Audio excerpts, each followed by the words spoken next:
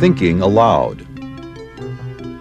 Conversations on the leading edge of knowledge and discovery with psychologist Jeffrey Mishlove.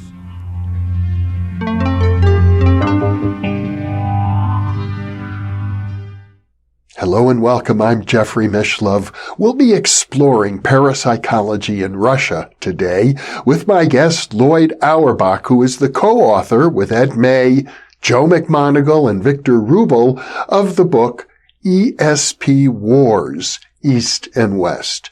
Loyd has written many other books on parapsychological topics, including Mind Over Matter, ESP, Hauntings and Poltergeists, and Reincarnation, Channeling and Possession.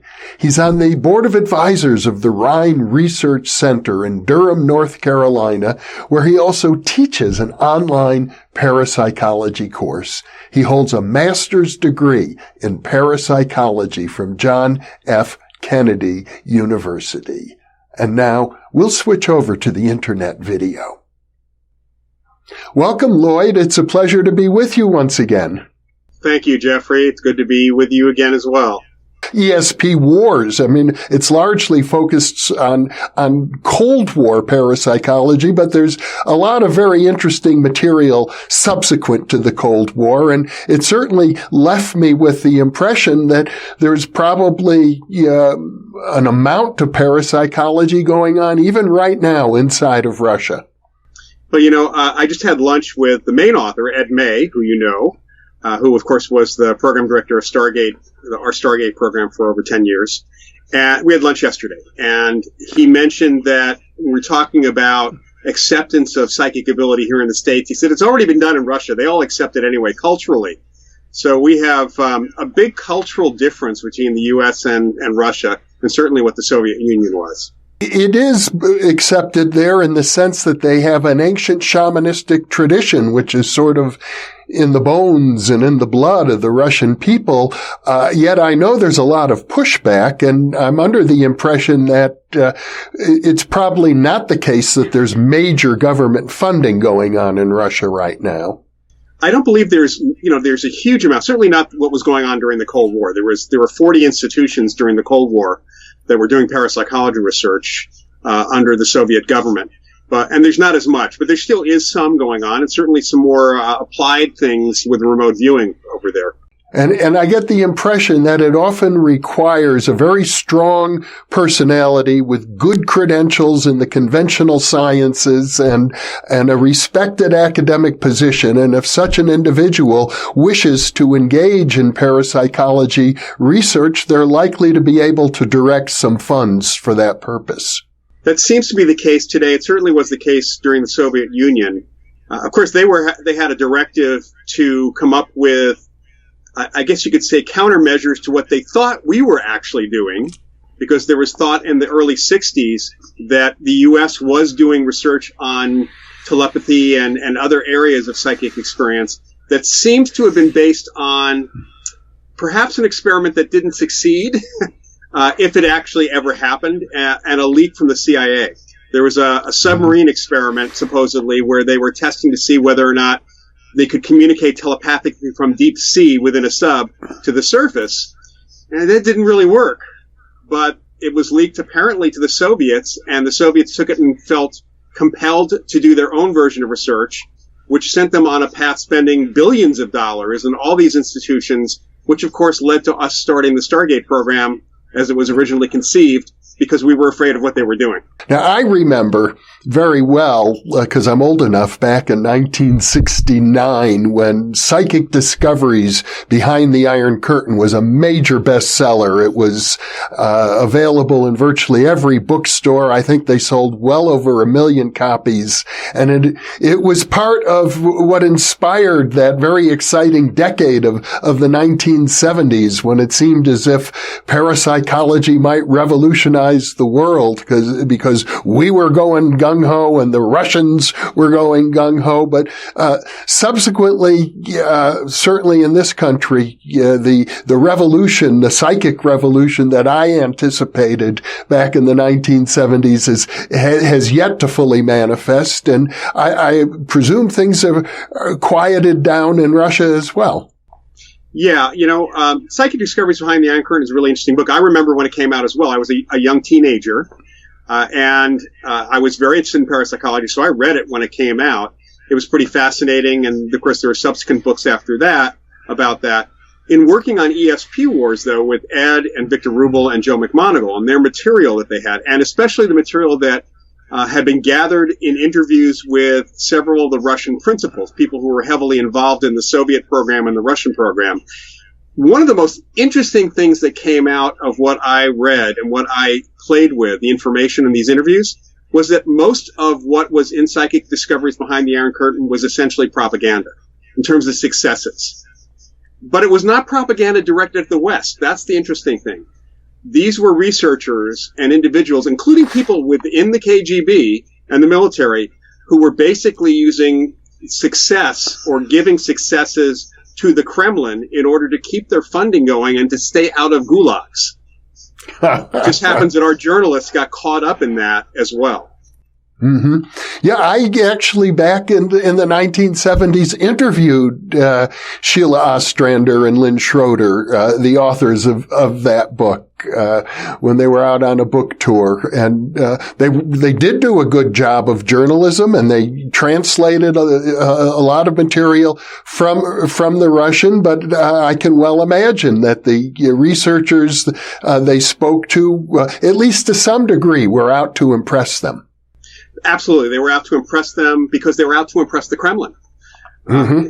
It wasn't the case that they had all these wonderful successes with psychotronic machines, generators and weapons and things. They did not have any success with that at all. But the interesting thing about this book is that after the 20-year investigation funded by the U.S. military intelligence community came to an end, that's when Ed May, who was one of the principal researchers in that project and for the last 10 years was the principal researcher, traveled to Russia and began to develop really good relationships with the individuals who had been his counterparts. And largely your book is based on his interviews with those people. Yeah, actually, Ed and Joe McMoneagle started these relationships a little before the program ended. So it was actually around 93 that they started these back and forth discussions. And then he and Joe both went over there. And actually, Victor Rubel, who was one of our authors, was one of the principal interviewers for these Russian sources, which include General Boris Ratnikov and General Alexei Savin. Those are two of our main sources in the book. The foreword of the book is actually written by Nikolai Sham, who was the deputy director of the KGB when the Soviet Union fell. So these were guys who were heavily involved. So you're getting it really right from the horse's mouth, and not so much the researchers dependent upon funding, but very high-ranking officials who were supervising them. Supervising them and involved directly. Ratnikov himself was Gorbachev's psychic shield. He had his own psychic experiences. And he was often present with Gorbachev when Gorbachev met with Reagan and people from the U.S. to prevent us from possibly mind-controlling Gorbachev. So this has always been an interest in Russia, is the idea of, I guess it goes back even to the days of Vasiliev back in the 1930s, telepathic hypnotic induction. Yes. L.L. Vasiliev is a well-known Russian researcher, well-known within parapsychology, who did work on telepathic hypnosis, although didn't have the kind of success that the Russians would have liked. They weren't able to hypnotize people who had not been hypnotized previously. They had to work with post-hypnotic suggestions telepathically sent. There were a number of stories in the book about people who believed themselves to have come under the influence of telepathic hypnosis. In fact, I recall a fascinating section in the book where there's reference to Russian gangsters employing parapsychology. There's some really interesting things that came out of the accounts, especially from Boris Ratnikoff. I think he, of all the sources, told a lot of funny stories. We left a few of the funny stories actually in the book from Ratnikoff. He was a young guy who got into the KGB, and he was a lifelong KGBer. And the way he tells the story, and even what Savin says in the book, our idea of the KGB is very different than what they were talking about being within the KGB. In fact, it seems that within the country, the KGB was like the FBI, and locals were more likely to call the KGB when they were in trouble than they would call the local police, because the local police were corrupt. At least that was the KGB version of that.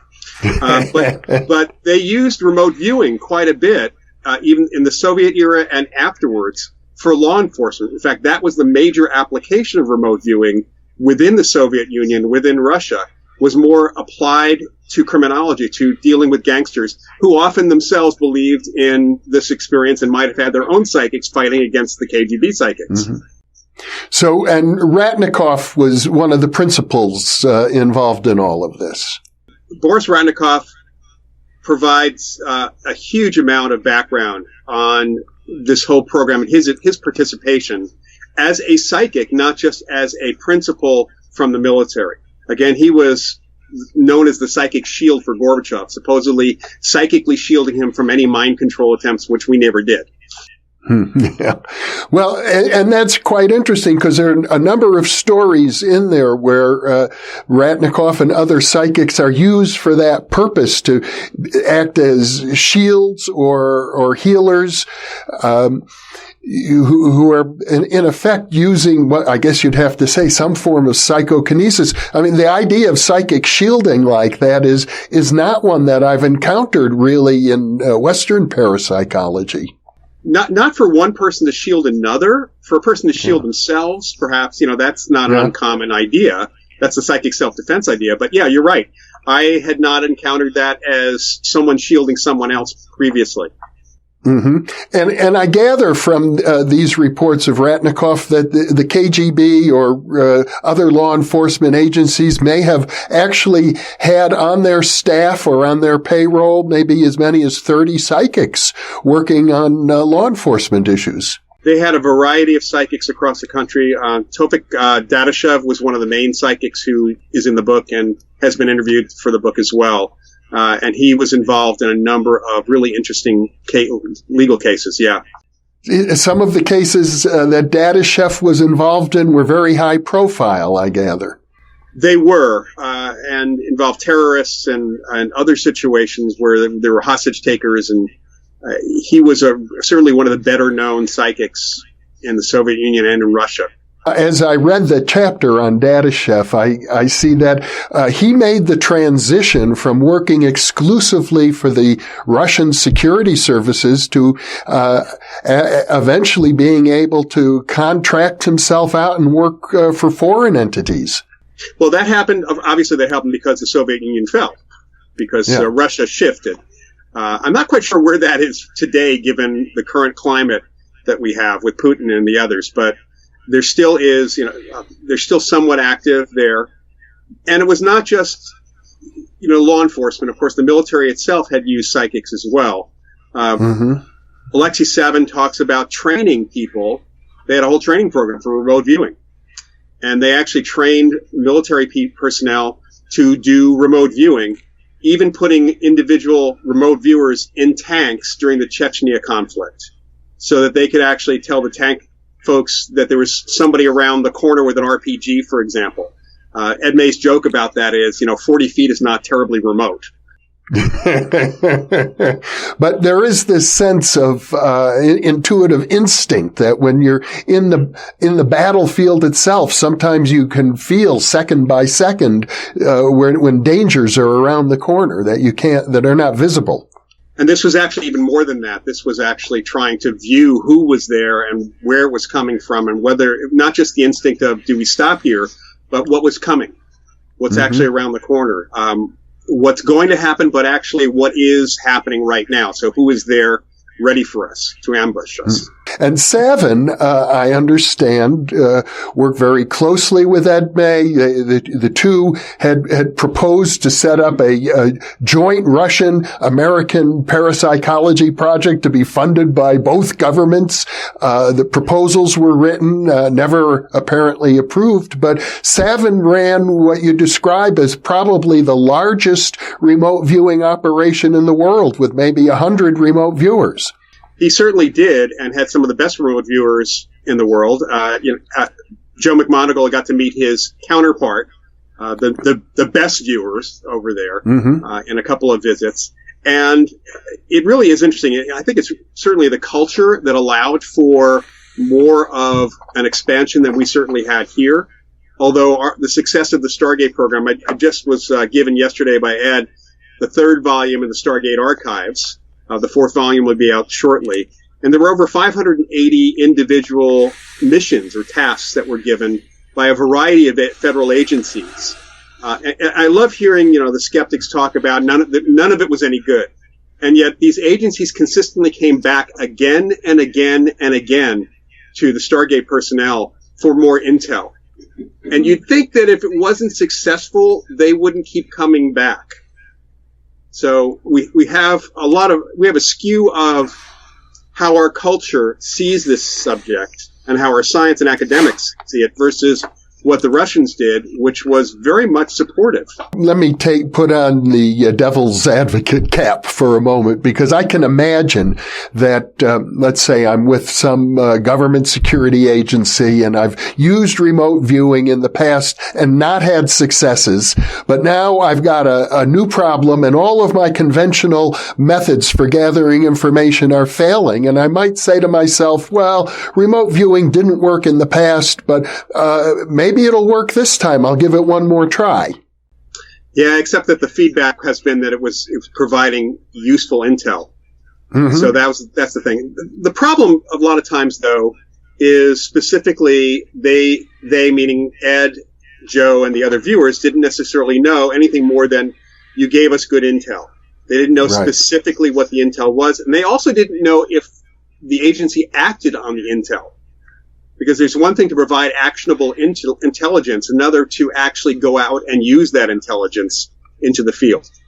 And obviously, if you're a government bureaucrat, national intelligence or national security, and you're working on a particular mission or a particular project, or you have a dozen such missions and projects you're working on, providing detailed item by item feedback to the remote viewing units in Fort Meade or at SRI or SAIC is not going to be your highest priority. You've got to prioritize how you use your time, and nobody's paying you to help them in their scientific endeavor. That's correct. Plus, there's the added level of classification. So whether the material or the task itself was classified. Very often they'd be given a task without knowing what location they're supposed to be viewing. So what does it have to do with anything? You need to view this location or say what's going on this particular day in this location. And they can provide what's there, and they can possibly guess at what is being asked, but they're not even told what the actual problem is that they're trying to solve.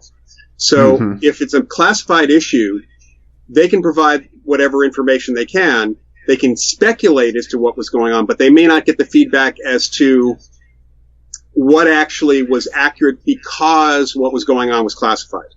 Well, I'm under the impression that some of these same issues, in fact, probably many of these same issues also have occurred in Russia, and that due to a lot of the bureaucratic shakeups that took place with the fall of the Soviet Union, a lot of the funding for parapsychology didn't get renewed. Yeah, those 40 institutions don't really exist anymore. I mean, it dropped down to only a few people like Sabin doing research at this point. There are individuals at a few universities that are still doing research there. We do hear from time to time.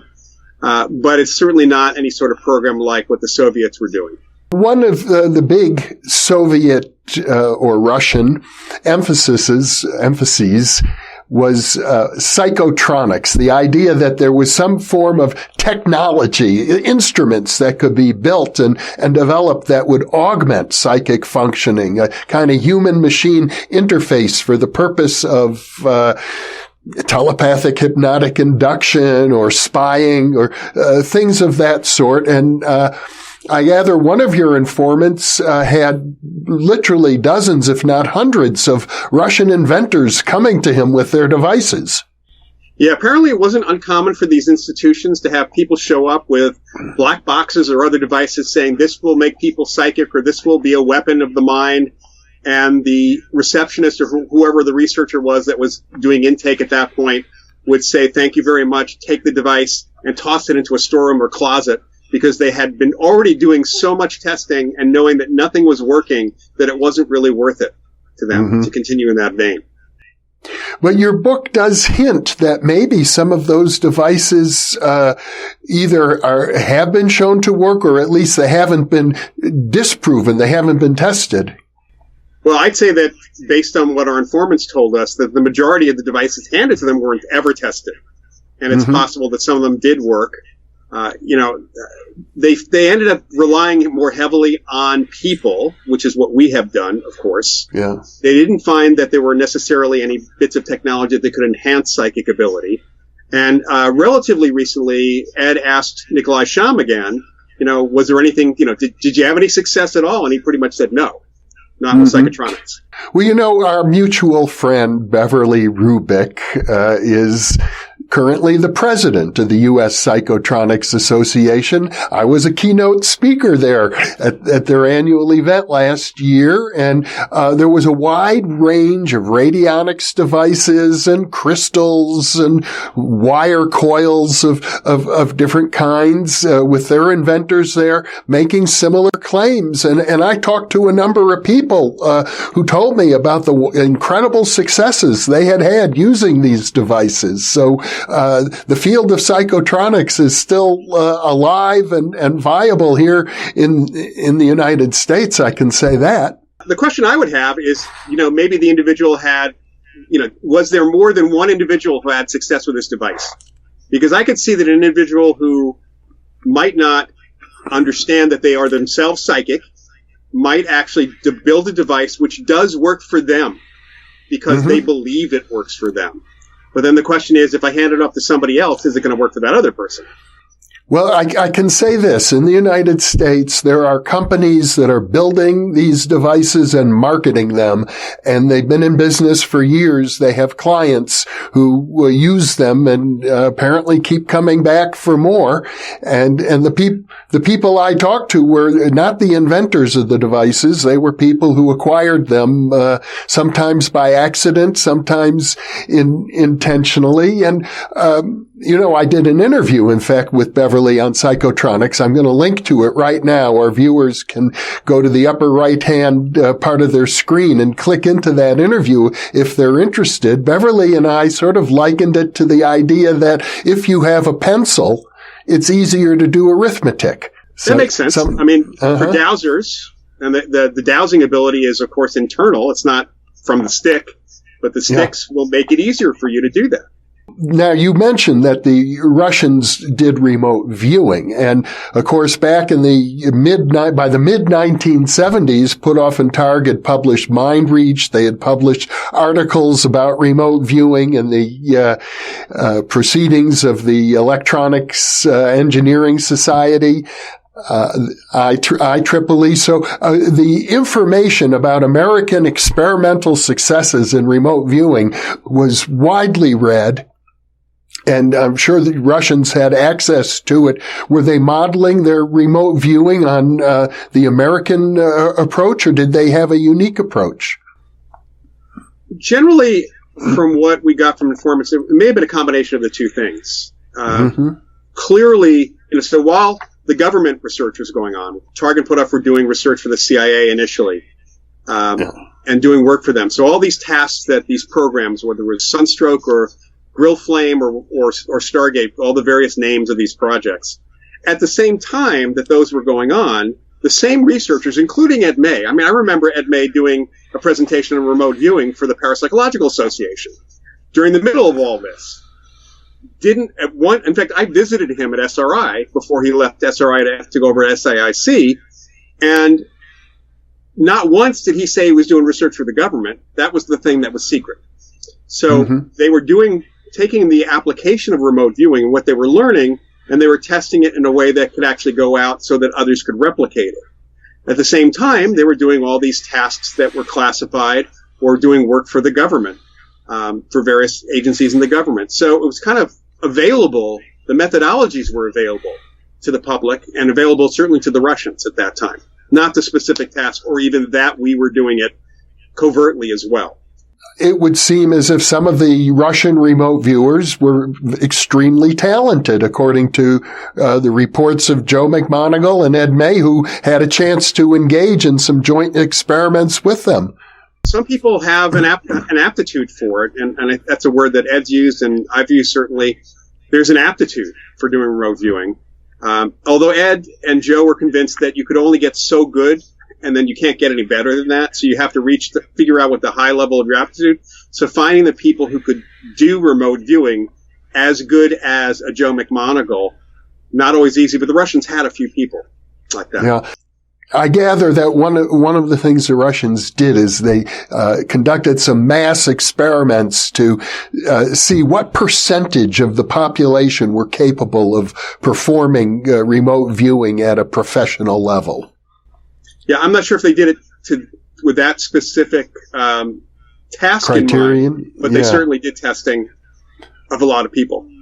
Your book reports that, as I recall, they claim roughly 1.5% of the population could be good remote viewers. Right, that's right. Yeah, and you know that number probably also would be the same here in the States if we were to take the time and take a look at that. Ed May, I think, claimed that the general measurements of the population seem similar. Yes. Yeah, I mean, the big difference being mainly cultural more than anything else. But as you know, belief does influence psychic ability in the sense of incidence and actually the form it actually can take as well. Yeah. Now, and of course, the Russian people having kind of a mystical bent, I think it's in the Russian soul, you might say. One finds it in Russian literature and in Russian history. I recall one of the researchers being interviewed in your book said they weren't interested in working with people who just show up and say, "Hey, I'm a great psychic." I think that that's the case here as well. Yeah, because we've certainly had that happen in various laboratories. So, no, they were not interested in just the people that kind of came off the street and showed up, just like they weren't necessarily interested in the specific psychotronic devices that didn't seem to be working. So they took a little bit more care in terms of who they were going to test and who they were going to work with. And Savin and the others worked with people in the military because they wanted to keep it close to the vest, more or less.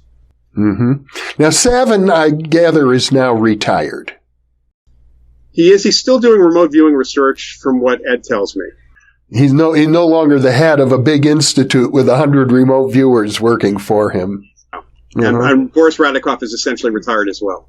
So the people who were active 20 years ago are, for the most part, retired at this point. Retired from their military positions, still dabbling in the subject, just like Ed and Joe have been dabbling in the subject. So do you ever really retire in this field? Well, I suppose I'm not retired either. But now another aspect of parapsychology in the Soviet Union is healing. And, of course, there are several really famous healers that have come out of Russia. Juna Devashtashvili has been mentioned in your book prominently, and as I recall, she also worked many years ago and engaged in a long-distance remote viewing experiment when Russell Targ went over there with his daughter Elizabeth. Right. Yeah, I mean, the healing tradition is part of the shamanic tradition of Russia, of those countries, in fact, of Eastern Europe. And the thing, that's often different, certainly, than remote viewing. It doesn't have the same application for military use or for espionage, but it certainly can be useful, as we know. Healing is an incredibly useful task and technique. We don't have as much information from those sources, though, about the healers as the other programs that they were actually doing, unfortunately. But fortunately, there is still healing research going on over there, as well as pretty much everywhere else in the world. When highly placed people at the very top of the government or major institutions, if they get sick, they may call on a healer to come and work with them publicly. I don't think that's very rare in the United States for high-profile people to do that. Well, there'd be so much crap coming from skeptics and other people about anyone high-profile asking for alternative healing in any way, shape, or form, something other than traditional, what we consider traditional Western medicine today. And people have done that. People have, celebrities have gone to healers and they get raked over the coals for it, even if they have successes in those circumstances. So it's a cultural thing. There's no question it's a cultural thing. The lady I mentioned, Juna Devatashvili, for example, was involved in a very high-profile healing, as I recall. Yeah. The cultural, my background's in anthropology, my undergraduate background's in anthropology, and I've taught courses in anthropology and parapsychology over the years. And looking at Western culture and pop culture, especially, and how that influences Western culture versus traditions that still are extant in Eastern Europe and Russia and China and places like that, we have, I guess, moved further away from tradition, which is both good and bad at the same time. We ignore things that have become pharmaceuticals. And a lot of the pharmaceuticals we have, we're starting out as root medicine or some other kind of shamanic or magical remedy, which actually was not magical at all. The ritual was magical, but the remedy itself was not. Because it's easier to take a pill than to actually have a powder or poultice or something else. Plus, they can make more money at it. Yeah. So when you look at different cultures, whether it's healing or any application of psychic experience, the way that psi manifests in that culture and tradition and how tradition has stuck with it is going to influence what we hear about and the practice of these folks. You have a lot more healer practitioners in places where healing is accepted. Here we have people just being put upon if they start saying they can heal.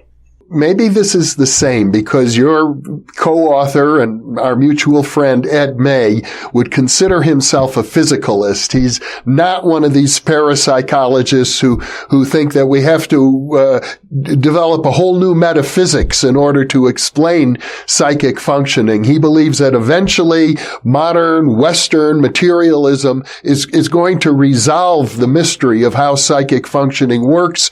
And I gather that in Russia and the former Soviet Union as well, there's still a lot of that. People talking about bioplasmic energies and new forms of energies, and that eventually they hope to have physical models to explain these things.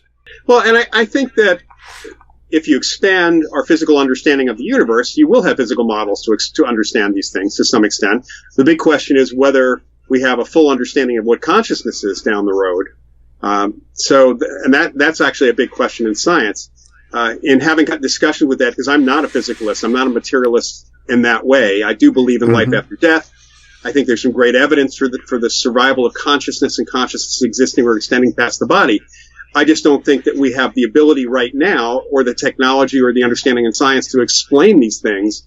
I do think we'll gain that over if we survive the next 50 or 100 years, of course. Yeah.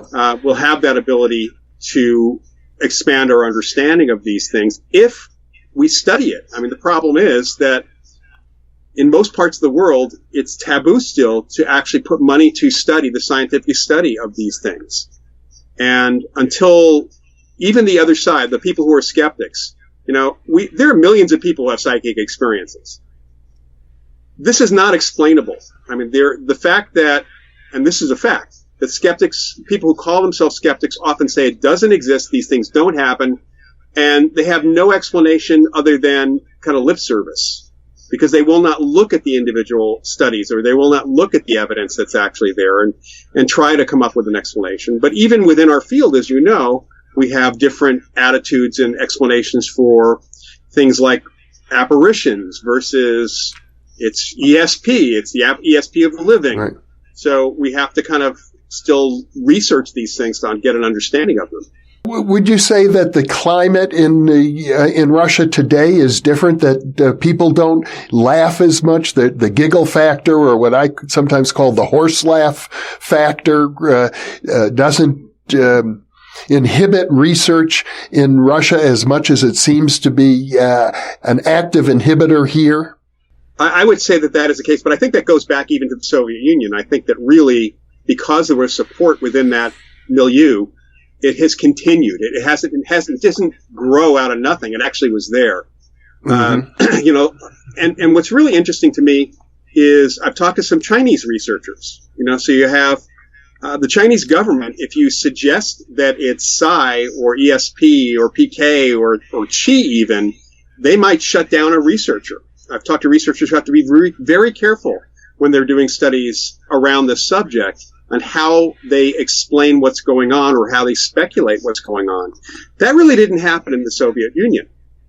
And one thing that actually Ed educated me about this, and then I since did some research on this, we always talked about, thanks to the FBI in the 1950s, them being godless communists. Right. And yet Stalin went to church. They weren't godless at all. They were never godless. They just didn't, they really separated church and state further than perhaps we have. And they'd think of us as godless capitalists. Well, they probably have more evidence than we do of them being godless. Yeah. But on the other hand, now I know parapsychology barely has a foothold at all in the United States. I got a doctoral degree, a doctoral diploma that says parapsychology nearly 40 years ago, and it's still, the only one. Yeah, and I have a master's in parapsychology. I'm one of a very handful of a few, so, yeah. So, but there is the Journal of Parapsychology and a few other journals that routinely publish articles. Do they have journals in Russia now, do you know? There are, as far as I know, there are still some scientific journals over there that are being published, and are certainly articles in other journals. And my understanding is that they have a little bit more freer reign of getting articles published, for example, in a physics journal or the equivalent of a psychology journal over there than we certainly do here. When mm-hmm. somebody publishes something related to psi in a psychology journal, all of a sudden the world is in an uproar. The scientific world is upset with the journal and upset with everybody. And those same scientists who are so upset because psi doesn't exist will not even look at the paper. Mm-hmm. They'll just comment on it before it even comes out. Yeah. I mean, I know that last summer, the American Psychological Association published a review of the parapsychology literature in their flagship journal, the American Psychologist. It was a very favorable review. And then I interviewed James Alcock, a very well thought of and prominent skeptic of parapsychology. And his attitude is that, well, it just goes to show you the American Psychological Association can no longer be trusted. It's this really weird attitude, but it's a bias. It's a total bias. They're true disbelievers, not skeptics, just like we have true believers who accept everything. The overall impression I had from your book is that things are relatively similar here as in the Soviet Union. They are, like I said, if you have, at no time in the United States do we ever have 40 institutions doing research on parapsychology. We might have had 40 researchers at various institutions, but not 40 labs, not 40 concerted efforts that were actually going on. So they've always had an edge. They certainly spent a lot more money than we did on the subject over time. The entire military program that we had was a little over $22 million in 22 years, which is next to nothing. They spent more than that on toilets in the Pentagon. But now you're referring to the Soviet Union era. Right. Not as much money now. I mean, they're still spending some, but we really don't have necessarily the same idea, the same information. Of course, we didn't have that during the Soviet era. We got that after the fact. But there's still research going on there, and it's not as much perhaps sponsored by the government. Well, I know if I were to show up at the annual convention of the Parapsychological Association, which this year I believe is in Paris, there will be researchers from China. There will be researchers from Latin America. I'm not aware of any expectation of researchers from Russia or Eastern Europe. Do you have any sense of that? I do not know if anyone is coming from any of those countries. I know that there have been people in Hungary who have shown up in the past, and a couple of other Eastern European countries. I'm not quite sure about Russian researchers. Loyd, this has been a fascinating discussion. It sort of leaves me frustrated because my sense is, even after reading your book, that there were many, many anecdotes and stories, but maybe it's a translation issue. I don't get the sense that there are a lot of technical papers available for readers, especially in the English language, translated coming out of Russia. I don't believe that there are today either. There are certainly Russian sources online, from what I understand, that are being published in Russian, but we don't have a lot that's been translated. I believe Larissa Vilenskaya actually translated some material over the years from the Soviets, but today we don't really have that kind of information. And I will say that there were a few stories, as I mentioned earlier before we started this, that I left out of the book that had been part of what we were given by the Russians in their interviews, because they had more to do with, they were non-Psi related. There were a couple stories about UFOs and a couple of just some other silly stories about the KGB, which we did leave out, which should go into another book actually altogether. These days, we have, at least here in the United States, the attitude often in the media that Russian has become once again mostly a real dictatorship, that Putin calls the shots.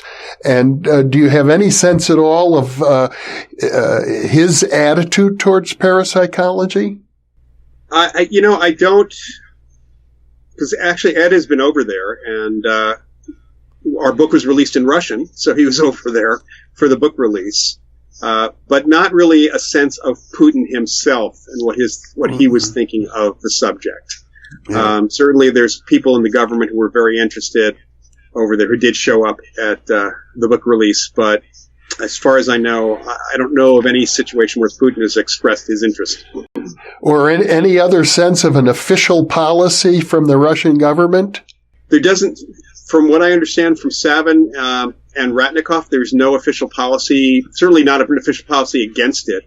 It doesn't have that giggle factor, because the giggle factor in politics is what prevented continued funding in our field. And even that joint Russian-U.S. project that Ed and Savin tried to put forth, it just didn't go anywhere because there was no interest, thanks to that giggle factor here in politics. And so my sense is that probably in both countries and elsewhere in the world, the best prospects for parapsychology are to operate under some different rubric, to publish studies in biology and chemistry and physics and other well-accepted sciences that have perhaps a parapsychological element, and kind of weave it into mainstream thinking that way. I think that is the best plan that we could possibly come up with, partly because parapsychology as a subject is so put upon, especially by academia in the West. I think that worming our way into these other journals and finding people who are in academia, in the sciences, who are expressing interest and will start doing research on their own. Because what we really need is, yes, we need funding for our field, but what we really need is people from other fields starting to act on their interest in the subject and how it relates to their own field. That's what we really need.